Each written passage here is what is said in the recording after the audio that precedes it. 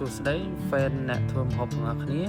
សម្រាប់ថ្ងៃនេះខ្ញុំនាំមកជូននៅមុខម្ហូបមួយដែលឈ្មោះថាស្ងោរជក់ត្រីអញ្ចឹងគ្រឿងផ្សំដូចមានលើកក្នុងក្បាលវីដេអូអញ្ចឹងមានអីខ្លះហើយនិយាយទៅលើមុខម្ហូបនេះ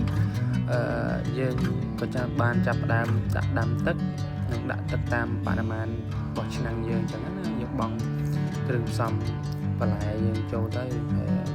នោះដេងមាន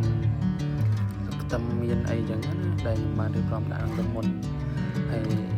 បន្ទាប់មកយើងលាងសម្អាតត្រីដោយជាមួយនឹងអំបិលចឹងណាឲ្យស្អាតកាត់សម្អាតចឹងណា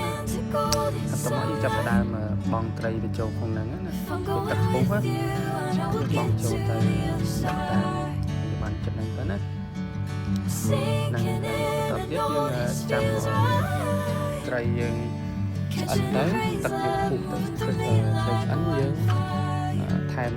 វាយគ្រឿងតាមហ្នឹងទៅតាមចំណង់ចំណូលចិត្តណាអ្វីដែលចង់បានស្ងោរជក់ត្រីគឺយើងត្រូវបាន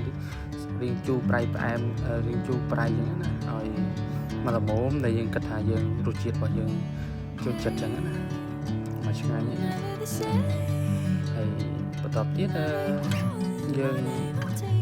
បង់អីនេះបញ្ចូលទៀតណាហើយដាក់ប៊ីចេងត្រីអំបិលដាក់តាមចំណង់ចំណូលចិត្តរបស់យើងណាតមកយើងចាប់ផ្ដើមធ្វើការចិតជីលឹកខ្ទឹម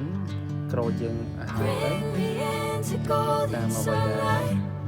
សមាមាត្រជាមួយនឹងសង្ហរបស់យើងណាបន្តទៀតយើងចិត្តរួចរាល់យើងពេលដែលទឹកសឡឆ្អិនយើងចាប់តាមលើកវាដើម្បីបង់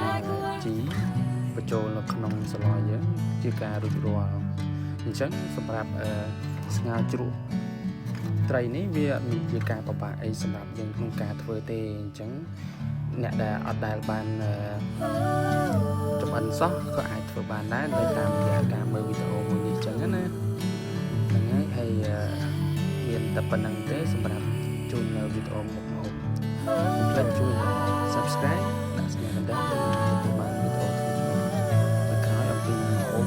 ផ្សេងៗទៀតអញ្ចឹងអរគុណនិងជម្រាបលាអរគុណជួបគ្នាក្នុងវីដេអូក្រោយ